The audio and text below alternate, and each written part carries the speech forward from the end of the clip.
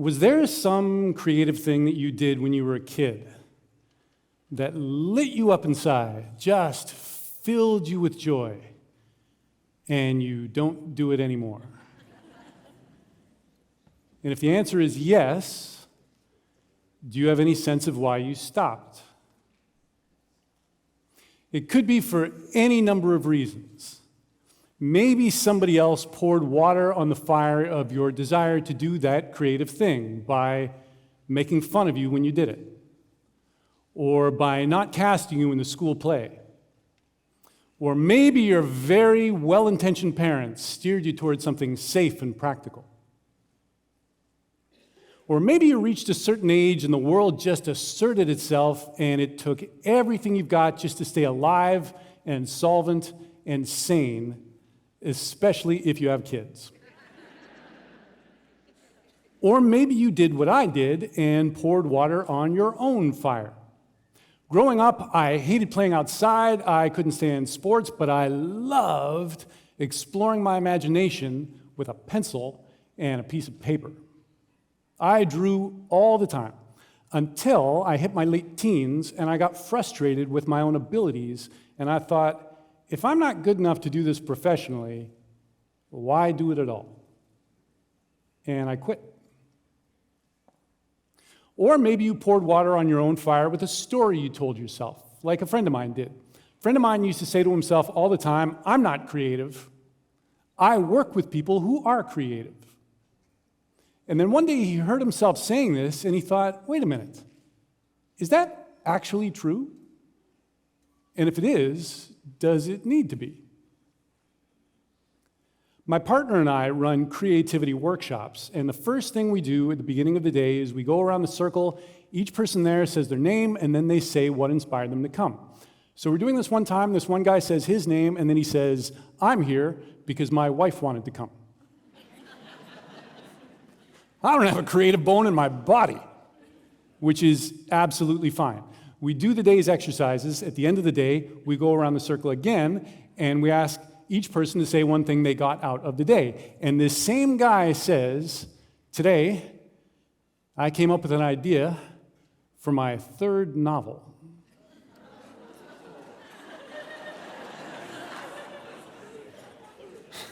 So not creative, huh?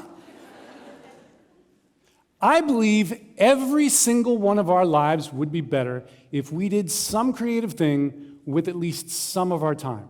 Not for money, not for fame, but just because it feels good. And what if that was all you needed to give yourself permission to do that creative thing? Feeling good. Let me flesh out what I mean by feeling good. A few years ago, I met a guy by the name of Keith Alessi. He had been a corporate CEO for his entire adult life, and he was very good at it. He was well paid, he was recognized, and then partway through his career, he started teaching law school part-time. He really enjoyed doing that. And then, in his 60s, he retires to finally get around to his secret passion, the banjo. Over the course of his life, he had bought 52 banjos. Never played them. He put them in a closet. Now he's retired. Time to open that closet. 2 weeks later, he's diagnosed with cancer. The doctors tell him he has a 50% chance of surviving 1 year and a 5% chance of surviving 5 years. He commits to his cancer treatment, and boy, does he commit to learning those banjos. He starts learning, he starts getting better, and then he reaches out to a friend who had worked in theater, and she helps him do something he had never done anything remotely like this before. He devises a stage show telling this exact story, including playing the banjo. And then he starts touring this to theater festivals and small theaters and anywhere he can find an audience. And an interesting thing starts happening to him. After every performance, audience members want to meet him. And they want to talk with him.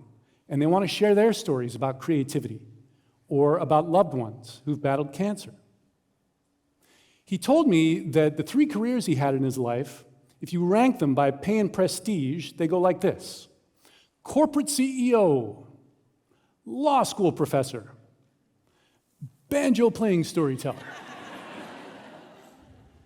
But if you rank them in terms of joy and fulfillment, the order goes like this: banjo-playing storyteller, law school professor, corporate CEO.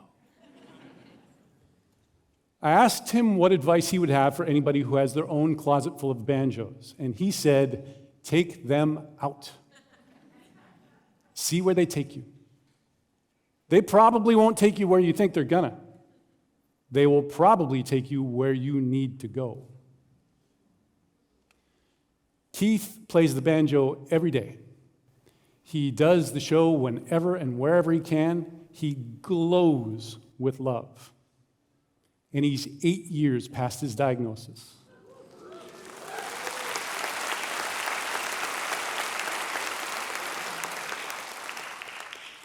Now, I'm not saying that we should all quit our jobs and become full-time storytelling banjo troubadours. What I am saying is there is no need to wait till you retire to do that creative thing that's in your heart of hearts. There's no need to wait till next month. If we all did our version of playing the banjo with at least some of our time, we would do less stress snacking, less stress shopping, and less arguing online. So, if you would like to make creativity a regular part of your life, here are 2 very simple workarounds to make that happen. Because as easy it is to step into the creative space, it's also really hard. But it's really simple. So here are 2 workarounds. Workaround number 1, accountability. Practically nobody can bootstrap themselves into regular creative practice. It helps so much if you have somebody on your side in your corner. This can be a teacher who runs a class that you've signed up for. This can be a tutor that you've hired just to work with you, or a creativity coach. If you do this, these people give you deadlines. They give you feedback. And if you've slapped money down, that can be the exact difference between doing and not doing the thing that you desperately want to do. Another way to get accountability is to find an accountability buddy. My friend Erica and I do this. Once a week, on Fridays, for about 20 minutes, we Zoom, and we talk about what creative things we did that week and what creative things we hope to do in the coming week. You can get accountability by collaborating. Or, here's one I stumbled on, by working alongside somebody. I co-teach an online class on how to create a one-person show. And part of that class is a once-a-week, online, optional, shut up and write session. Here's how it works. At the appointed time, anybody who wants to logs on, and we chat. We check in. And then after a certain point, each person says, well, here's what I plan on writing today. Here's what I want to work on today. Here's what I'm going to work on today. And then after a little bit, whoever's leading says, okay, everybody, for the next hour and 15 minutes, let's shut up and write. And then you know what happens? We shut up and we write. It's always a surprise to everybody involved because we're all self-conscious. We're all roiling with negative self-talk. We're all anxious, and yet we get into the zone and we write, and nobody is looking over anybody's shoulder. You could be scrolling, you could be watching videos, but nobody does. We do it, and I'm not quite sure why. Maybe it's because we've all known that this chunk of time was coming all week, so our creative minds have been cooking stuff up for us whether we realize it or not. Or maybe it's because we're not in this alone. There's other people there. And the shared intention just kind of lifts us all up because we're all in this together. Maybe it's not those things. Maybe it's something else entirely that I haven't thought of. I don't know. I don't need to know. All I know is that it works. It's simple. It's free. It's the easiest thing to set up. So if anybody here wants to set up their own shut up and write session, you can do it. This is not proprietary. All you need is 2 people. You can do it in person, you can do it online, and it doesn't even have to be with writing. You can shut up and draw. You can shut up and macrame. you can shut up and cook. And that brings us to workaround number 2. Workaround number 1 is practical. Workaround number 2 is conceptual. And here it is. Rewrite your story. Rewrite the story you've been telling yourself about your relationship with creativity. Have you been telling yourself you're not good or that you're not good enough? Have you been telling yourself you're not creative at all? And if you have, ask yourself, is that actually true? And if it is, does it need to be? And if the answer you're coming up with is yes, take a look at the things you do over the course of an absolutely ordinary day, like putting a sandwich together, or making the bed, or arranging the objects in a room, or posting something on social media, or describing something to a friend, or taking a rectangle of dirt and turning it into marigolds and zucchinis.